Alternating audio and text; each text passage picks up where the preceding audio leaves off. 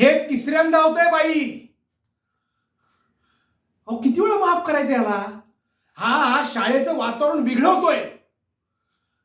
परवा एका मुलाच्या तोंडात गोटी घातली यांनी आणि 3 महिन्यापूर्वी तर एका मुलाला टाकीवरून ढकलून दिलं उडायला शिकवतो म्हणून. फक्त खेळत तर होतो. गप्प बस.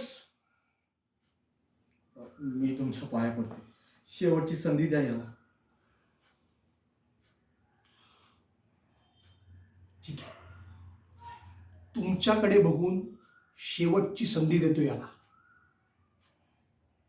आणि एक लक्षात ठेवा, हा जर नीट नाही वागला तर मला याला नाईलाजाने शाळेतनं काढून टाकावं लागेल.